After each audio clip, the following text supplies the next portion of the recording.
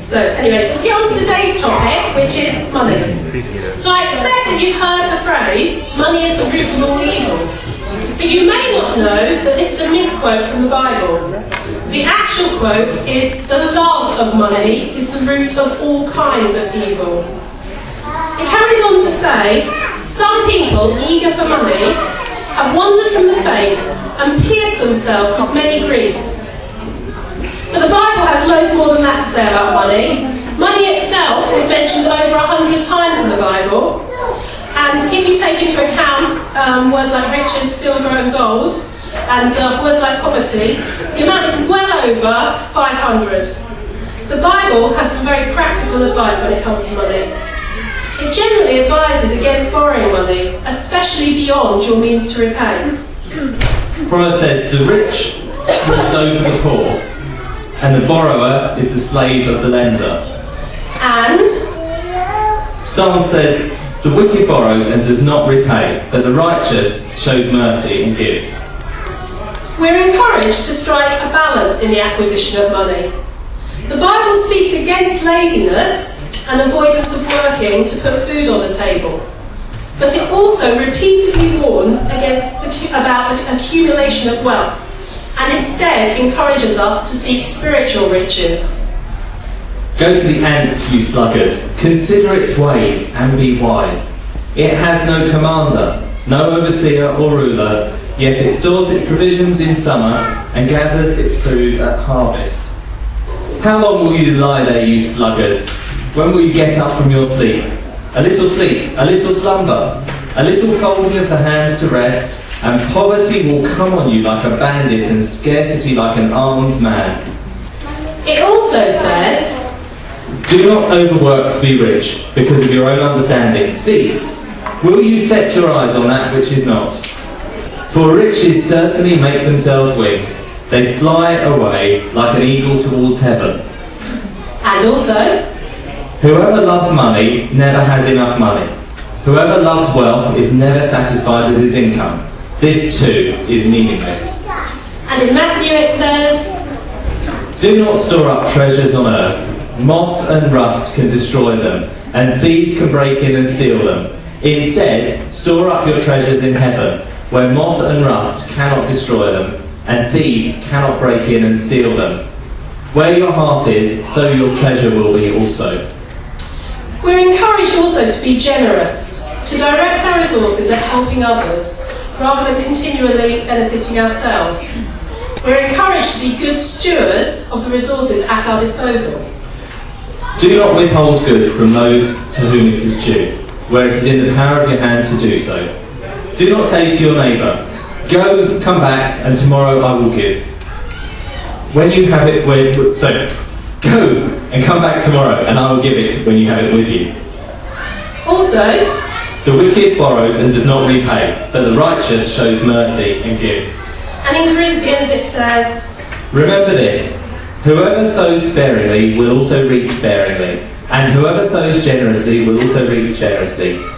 Each man should give what he has decided in his heart to give, not reluctantly or under compulsion, for God loves a cheerful giver. I would suggest that one word sums up the approach that we should apply to dealing with money. Wisdom. We should be wise in how we handle money, how we acquire it, and what we use it for. We should save but not hoard. We should be generous but not reckless.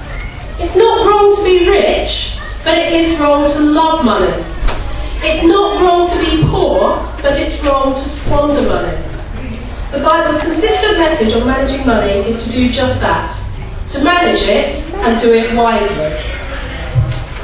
So, here are a few practical hints and tips for managing your money more wisely. Now this is a disclaimer here, we're not giving advice, just sharing some of our own experiences or things that we've read or tried.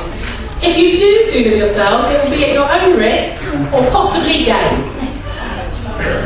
If your expenditure exceeds your income, then you must take action to either increase your income or decrease your expenditure. Backfilling the hole with borrowing is like plugging a leak with tissue. This one is my most important tip. Budget for a whole year, not a month or a week. down the expenditure for a whole year. Make a list of all income, benefits, pension, wages, and all expenditure: food, travel, going out, clothes, birthday, insurance, rent, mortgage, credit card repayments. If what is going out is less than what is coming in, all is fine. If it isn't, then you need to do some work on reducing your outgoings or upping your income. Perhaps you could swap from having a Sky subscription to a Freeview one. Maybe eBay some items you no longer want, or do a car boot sale. Another way to cut back is to stop waste. Money-saving expert Martin Lewis claims that the average person in the UK could give themselves an effective 25% pay increase just by ensuring they have the best deal on everything. Often simple things like who they buy electricity and gas from and who they bank with. If you pay basic rate tax, national insurance and also receive tax credits, by trimming £100 off your bills, it would be the equivalent of earning £333 extra. So often, saving money is more effective than earning more money. One way to help with budgeting, if you find you don't know where your money goes, is to keep a notebook, and for a few weeks, keep a note of everything you spend money on. For anyone who's ever dieted, this is just like keeping a food diary. Another idea to keep control of your spending, if you happen to use a lot of cash, is that you put the money for the week or the month literally in envelopes marked with what you're going to use them for: food, council tax bills, savings, presents, etc. And you only spend the appropriate money. When it's gone, it's gone. If you give money to charity and you pay tax, don't forget to gift aid the donations. You can only do this if you pay tax, but if you do, the charity will get an extra 28 pence back for every pound you give them. And I should point out at this stage that that also applies to anything you give to the church. Okay, Sally? Was that yeah. Good advert? Yeah? Okay. So see Sally if you need a gift aid for. If you need a credit card for emergencies, but you don't trust yourself not to spend on it, put it in a bag of water and freeze it.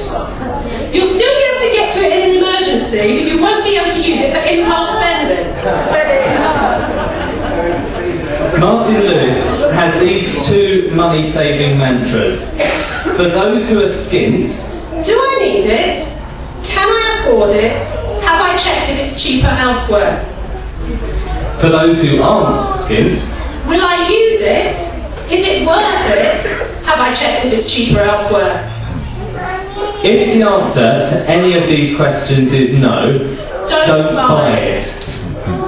If you're really in need of retail therapy, try charity shopping.